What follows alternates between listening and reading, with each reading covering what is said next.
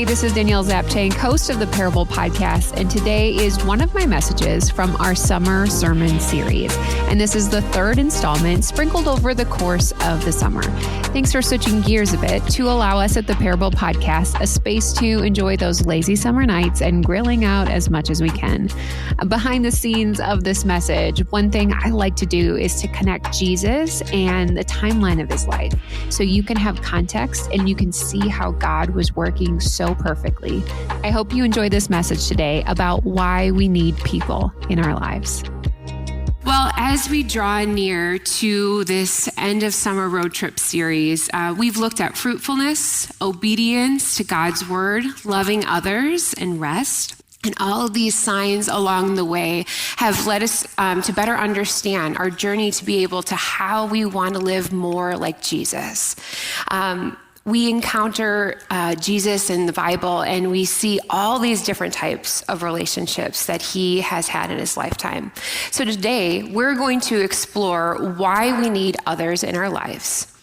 Author Brené Brown says that people are hardwired for connection, and I totally believe that statement. Whether you are an extrovert or an introvert, we still have a desire for true connection.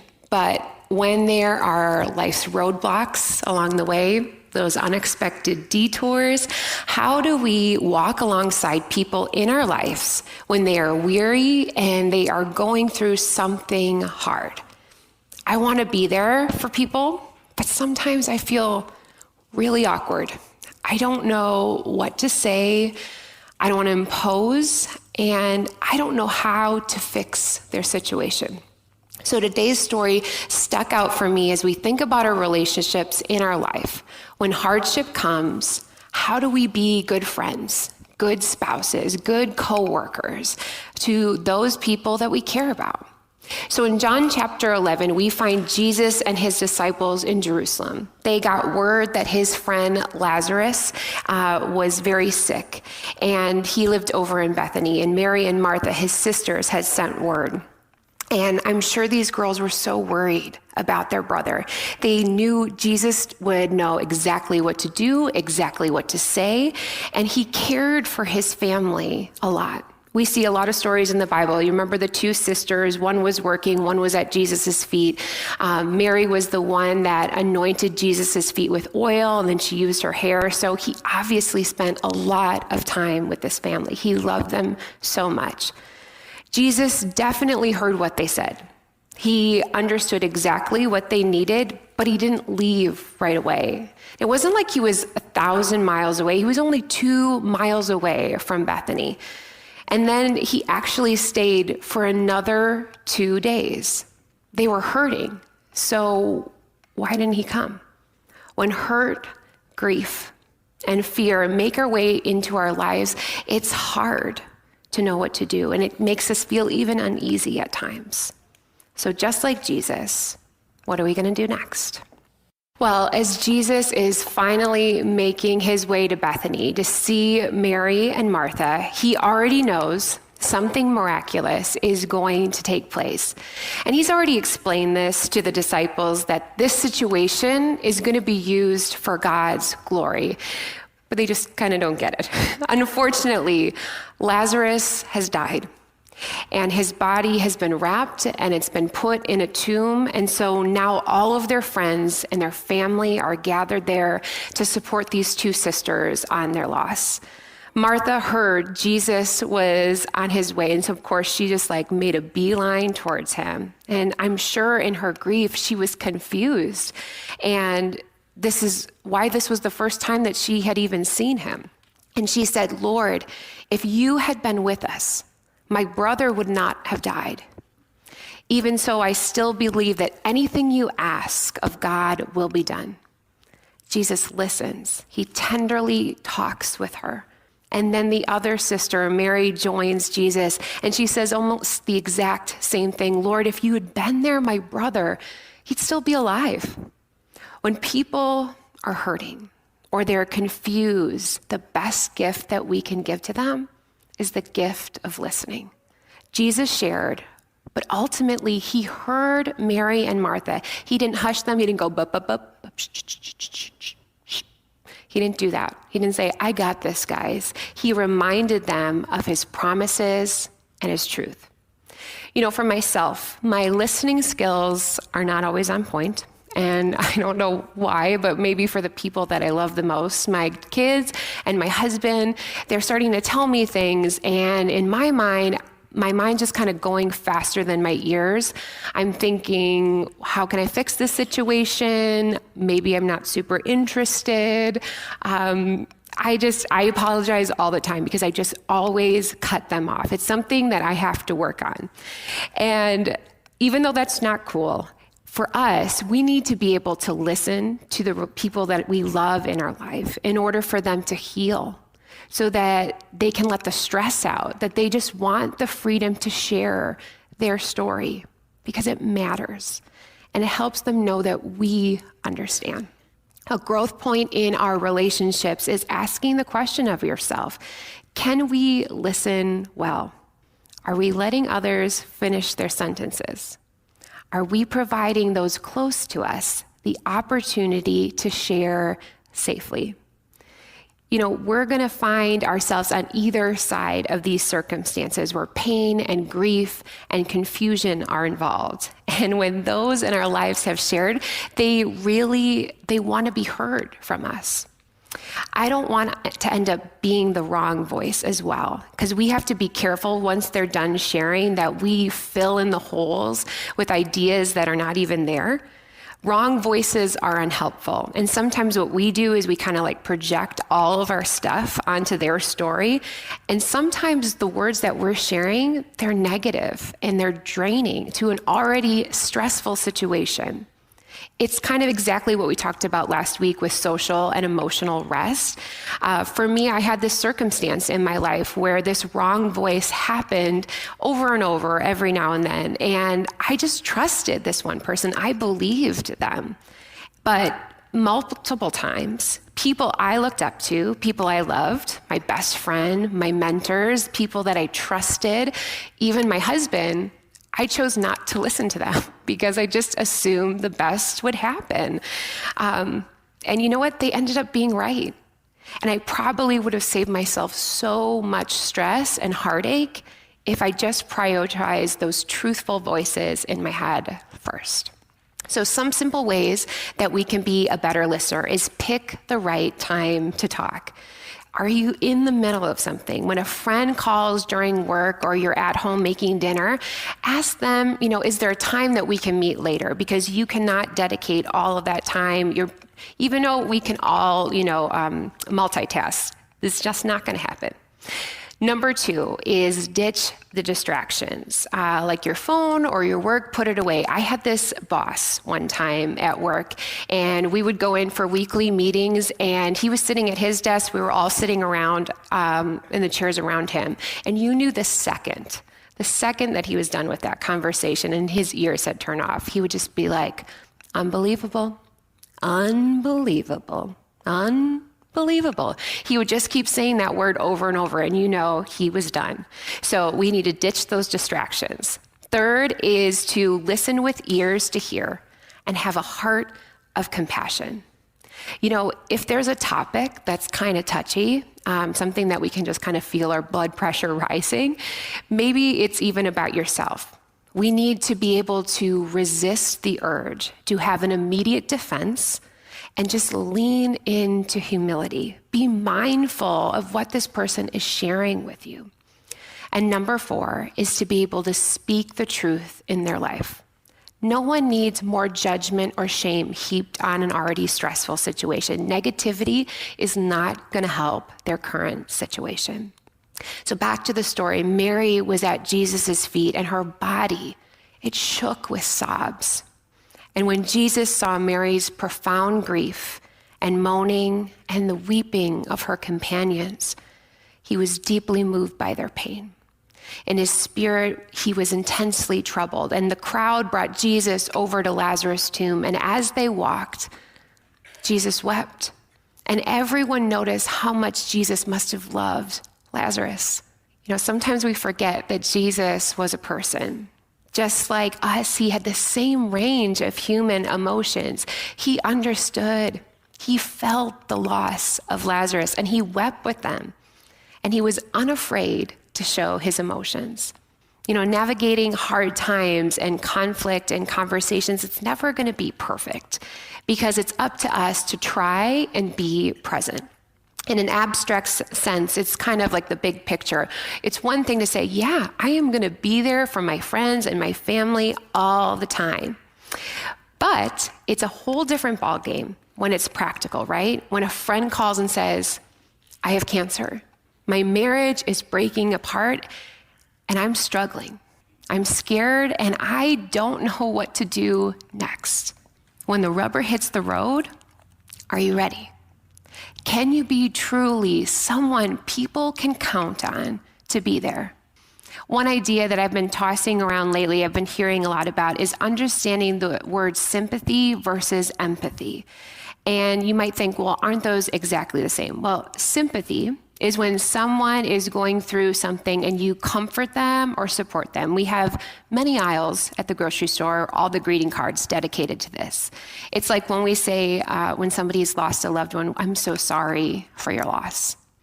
An artist that has impacted me in the last year and sharing some amazing concepts over on Instagram is Danielle. Here is a picture of something that she put up about surface level sympathy cards. And I think we've all said this before, everything happens for a reason, right? It could be worse. It is what it is. I mean, when you are going through a deep loss and somebody says it is what it is, that is not comforting, right? So, we've all used some of these before. We've all been told some of these before. And sometimes we say things to be kind, and we don't realize until things happen to us that these kind of words are unhelpful. And obviously, no one is trying to be mean. It is an awkward situation. But these statements have kind of just bubbled up in society, and so they just pop out of our mouth.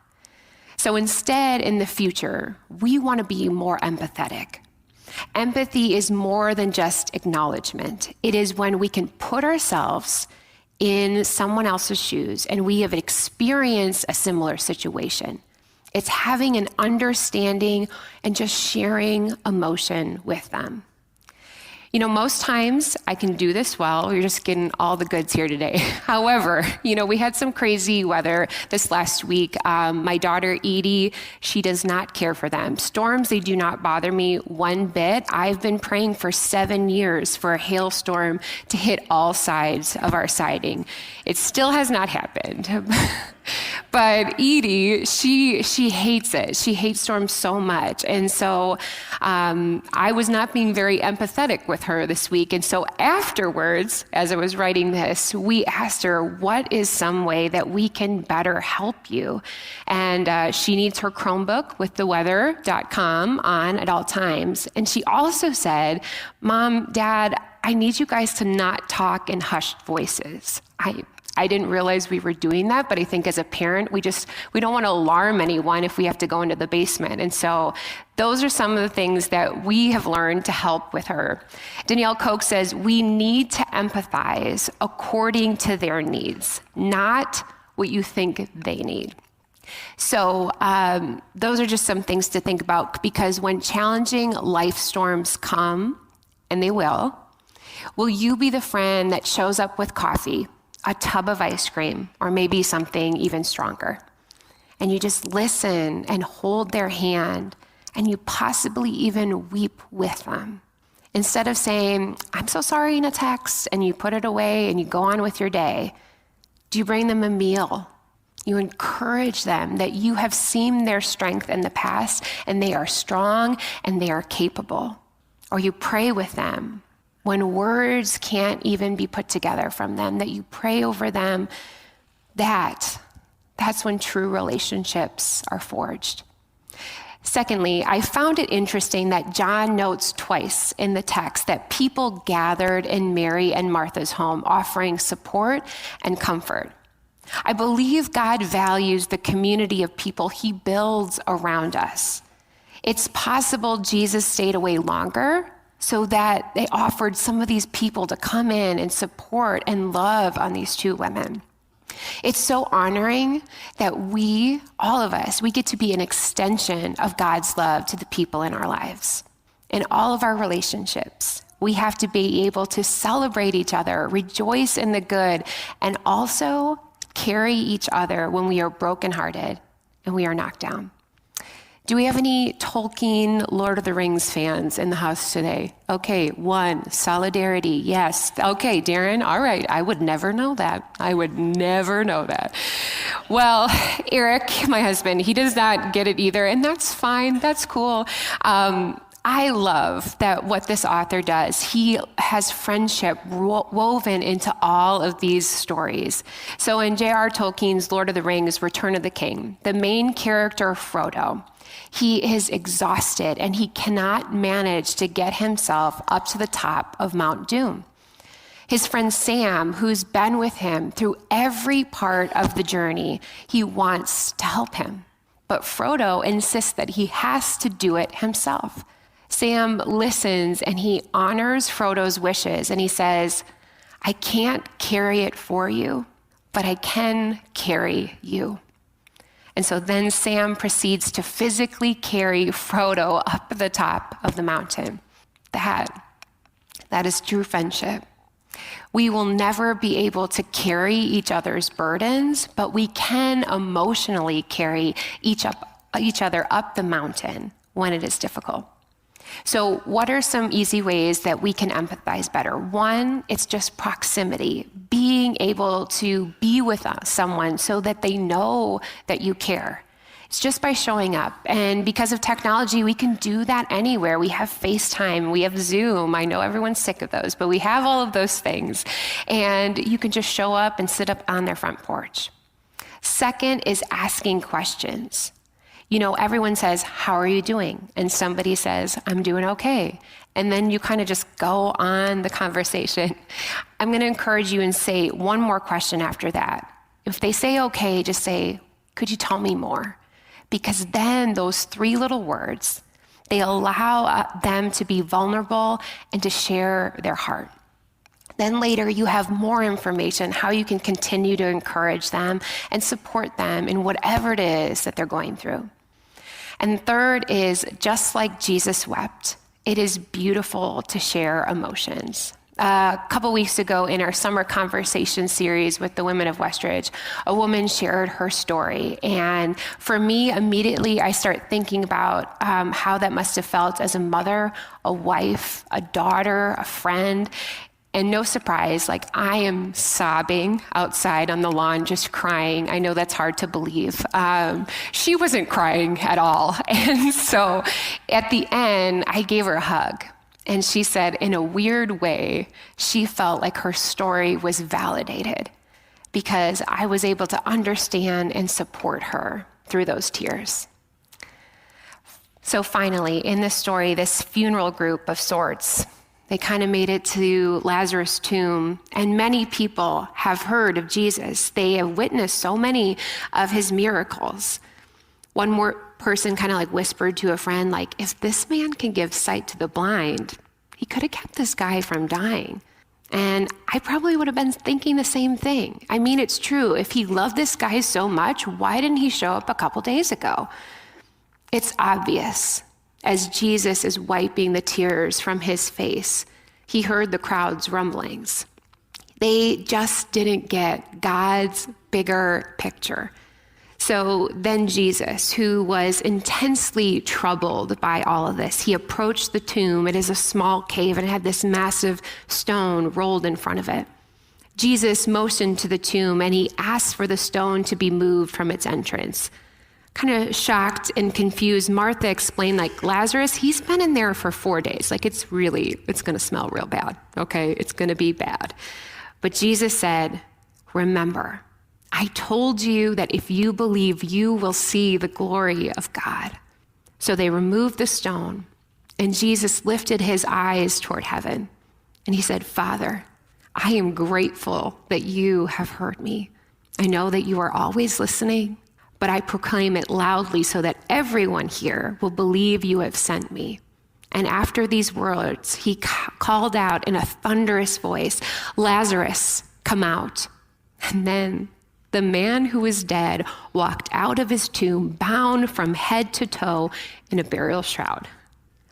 It's amazing. I can't even imagine what that must have felt like to see everybody's faces in the crowd. Talk about shock.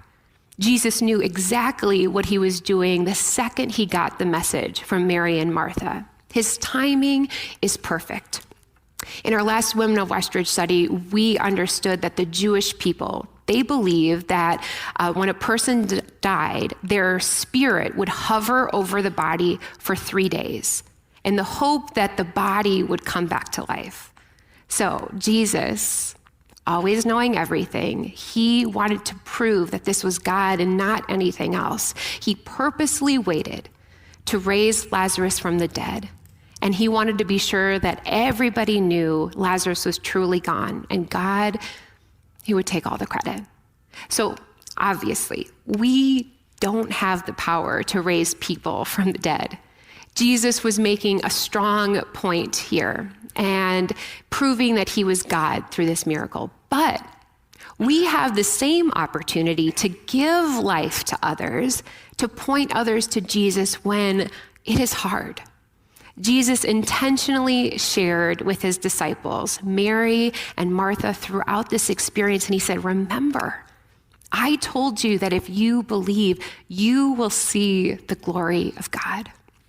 Mary, Martha, and all of those there that day experienced God's intentional love and hope.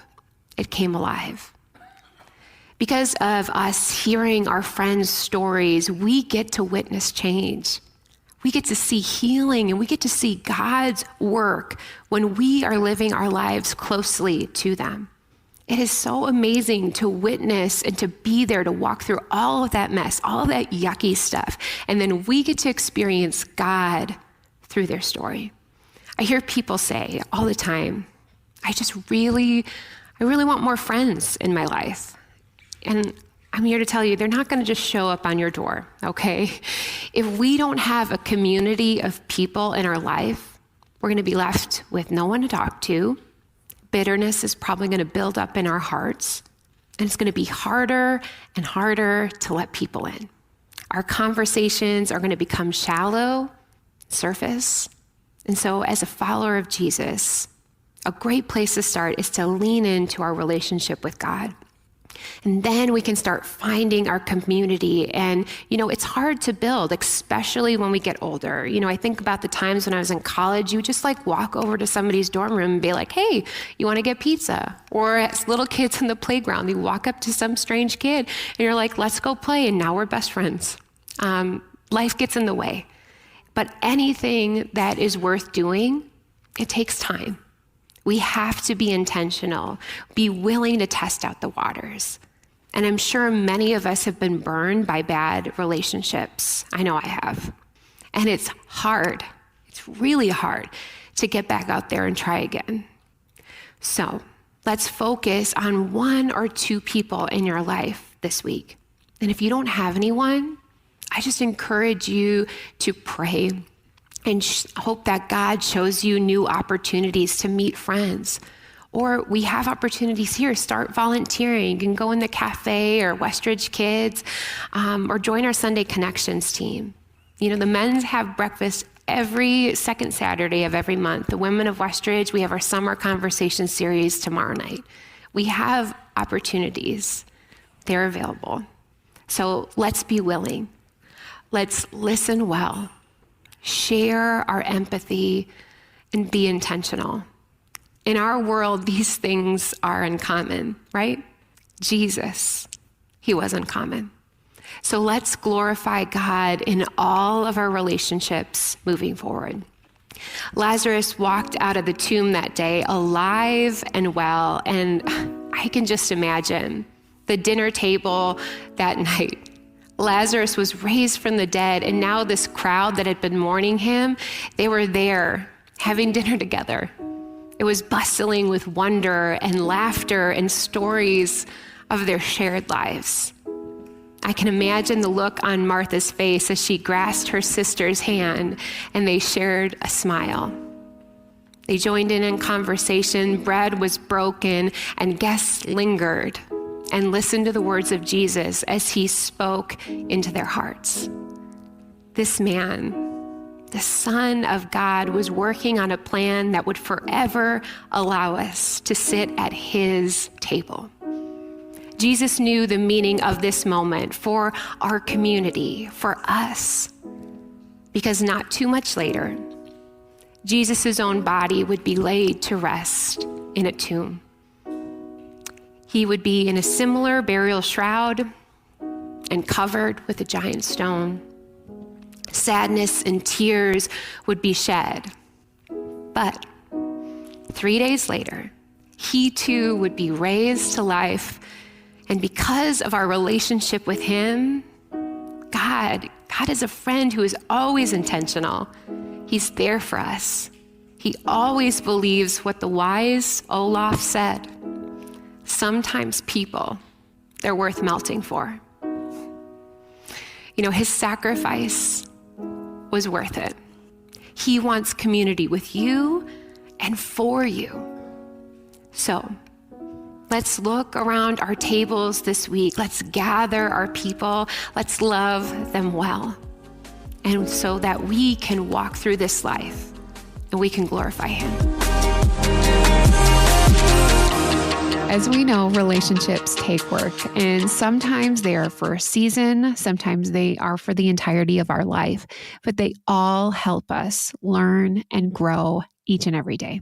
Here are some reflection questions from our message today. Number 1, when was a time when you needed others in your life? Journal about that today. Number 2, who can you give life to this week? I know Jesus physically gave life to Lazarus, but there are so many people in our life, big and small ways, that we can give life to as well by encouragement, just being there, listening. My passion is sharing and connecting stories so that we can see God in our own lives. And so if your church, your women's ministry, or your event is looking for a speaker or a host, I would love to talk with you more. You can find out more information at daniellezapchenk.com. And thank you to my technical producer of a husband, Eric, for his amazing editing skills.